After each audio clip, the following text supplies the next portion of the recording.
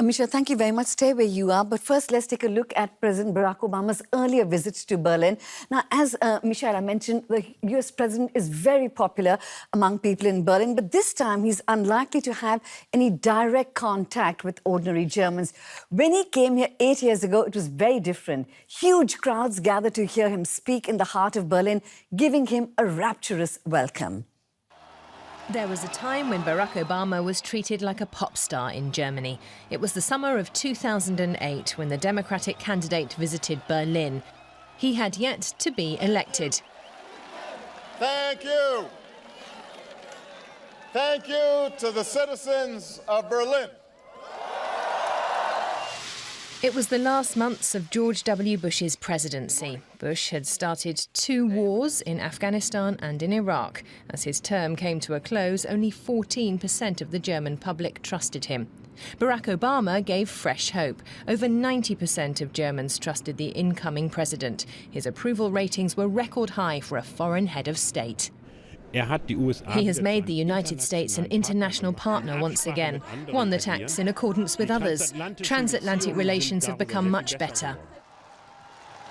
Obama pulled out most US troops from war zones, made healthcare available for all Americans, and committed to fighting climate change. The majority of Germans loved him. He made a positive impression as president, as someone who tried to fight the Republicans. At first, we were perhaps hoping for a little more, but he got a lot of good stuff done, like Obamacare, for example.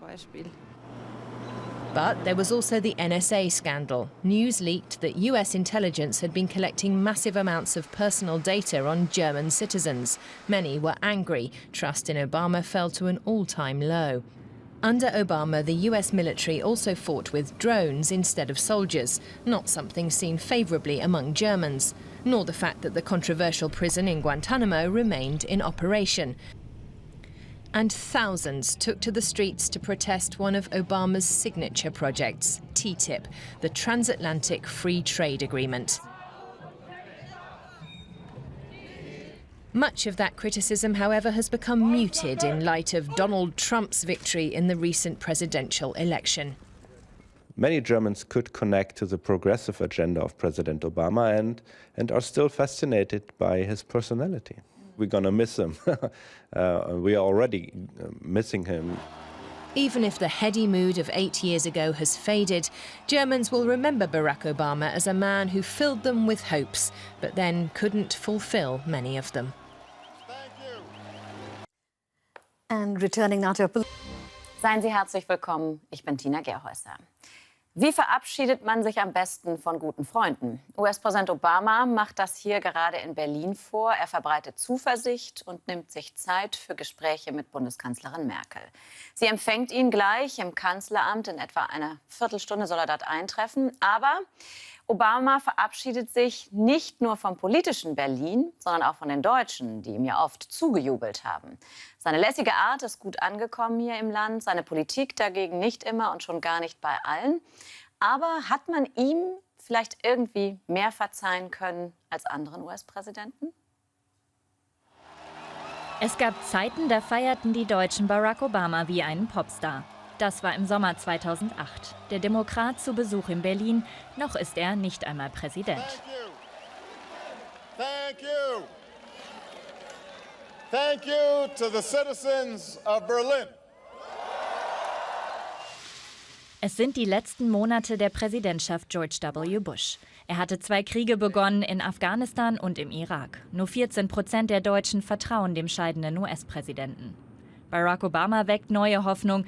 Über 90% der Deutschen vertrauen dem neuen Präsidenten. Rekordzustimmung für ein ausländisches Staatsoberhaupt. Er hat die USA wieder zu einem internationalen Partner gemacht, die in Absprache mit anderen agieren. Die transatlantischen Beziehungen sind darüber sehr viel besser geworden. Barack Obama zieht US-Soldaten ab, führt eine Krankenversicherung für alle Amerikaner ein, kämpft gegen den Klimawandel. Dafür liebt ihn eine Mehrheit der Deutschen. Er kommt als sehr positiver Präsident gegenüber, der versucht hat, gegen die Republikaner anzukämpfen. Am Anfang hat man sich vielleicht ein bisschen mehr versprochen, als dann kam. Aber er hat halt auch richtig gute Sachen durchgesetzt, Obamacare zum Beispiel. Aber es gibt auch den Abhörskandal. Der US-Geheimdienst NSA sammelt massenhaft Daten, auch von Deutschen. Viele sind wütend. Das Vertrauen in Barack Obama sinkt deutlich. Hinzu kommt, statt mit Soldaten wird unter Barack Obama vor allem mit Drohnen gekämpft. Das sehen die Deutschen nicht gerne. Das in Deutschland umstrittene Gefangenenlager Guantanamo ist weiterhin offen. Und Tausende protestieren in deutschen Städten gegen das transatlantische Freihandelsabkommen TTIP, ein Schlüsselprojekt der Obama-Präsidentschaft. Jetzt also Obamas Abschiedstour. Vergessen scheint all die Kritik angesichts des Wahlsieges von Donald Trump. Insgesamt ist es ein Präsident, der sehr progressiv war, dessen Agenda eine war, die auch viele Anleihen an der europäischen Sozialdemokratie genommen hat. Und deswegen glaube ich, fangen die Leute heute schon an, ihn zu vermissen. Die anfängliche Euphorie mag nachgelassen haben.